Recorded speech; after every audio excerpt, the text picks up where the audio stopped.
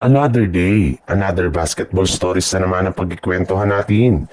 At ngayon nga yung balitang trade na magpapalakas sa Los Angeles Lakers at ang balitang jackpot nga daw ngayon ang Golden State Warriors sa isang trade.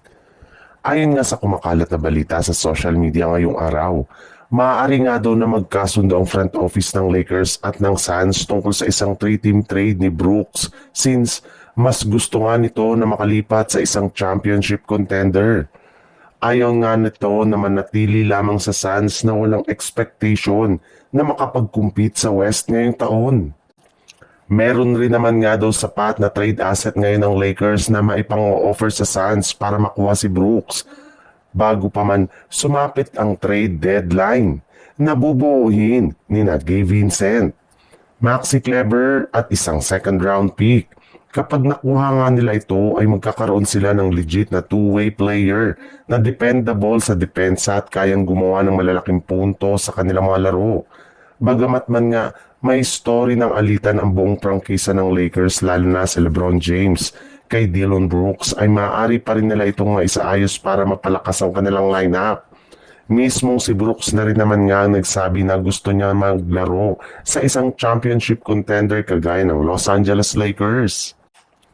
Sa ibang balita naman, natambakan na naman nga ngayong araw ng Dallas Mavericks sa kanilang game laban sa Minnesota Timberwolves sa score na 120-96 sa isang malaking patunay na hindi talaga nila kaya na makapag-compete laban sa mga pinakamalalakas na kupunan ngayong season. Sa madaling salita, hindi nga sapat ang kanilang kasalukuyang lineup para makabawi pa sa kanilang mga susunod na laban. Lalo pat napako na nga sila ngayon sa ika-13 pwesto sa standing ng Western Conference sa kanilang kasalukuyang record na 4 wins at 11 losses.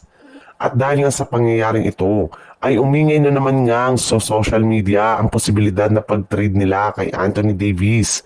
Imbis nga na hintayin at umasa na naman sila sa pagbabalik nito, ay mas mabuti nga kung iti-trade na lamang nila ito as soon as possible. May ilang mga team na rin naman nga ang nabanggit ngayon na interesado sa kanya at isa nga sa mga pinakamainit at pinag-uusapan ngayon na kupunan na maaring makakuha kay Davis ay ang Golden State Warriors na nangangailangan ngayon ng isang legit na center na maipantatandem nila kay Stephen Curry. Kapag nakuha nga nila ito ay sigurado nga na magiging isa silang legit na championship contender. Ang kaso lang, para nga ma-pull off ng Golden State Warriors ang ganitong klaseng trade ay kailangan nga nilang isakripisyo dito si Draymond Green at Jonathan Kuminga.